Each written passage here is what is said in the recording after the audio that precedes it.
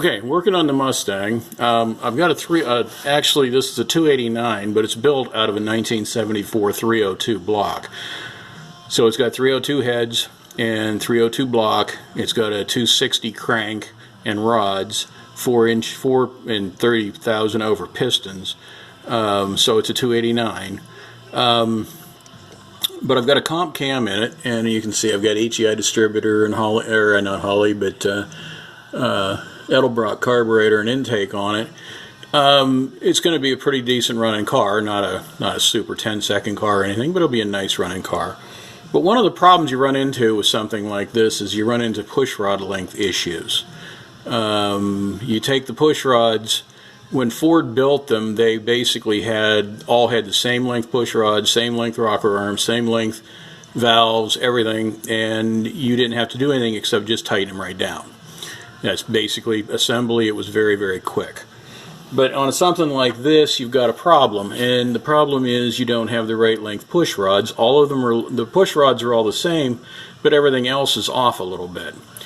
Well, to compensate for that, Comp Cams has a kit. Very simple idea. It's basically just a spacer, and it's got a shoulder on the inside of it. And what you do is you put that spacer down in on top of the fulcrum, and then you use a locking nut. Okay, very simple idea. But the problem that I ran into when I started putting the secondary springs back in is that I found that some of the locking nuts I could turn by hand. Okay, you shouldn't be able to do that. In fact, a couple of them were so loose I was able to just turn them with my fingers. It was crazy. So what I ended up doing, as you can see on these first two, if you can see down underneath the locking nut, I put a jam nut underneath it.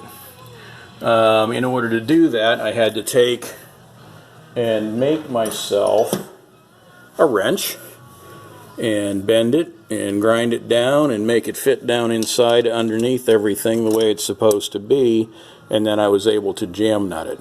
So I took the jam nut down, adjusted the lash on the valves, and then ran the lock nut back down on top of it. Couldn't hurt to use the lock nut on it, and so ran the lock nut down on top of them, and now I seem to have a pretty good setup. So I was really afraid to put them back in with just the lock nuts, and I think the jam nut situation really solves the problem. So that's what you can do if you run into problems on valve lash on a 302 or a 289.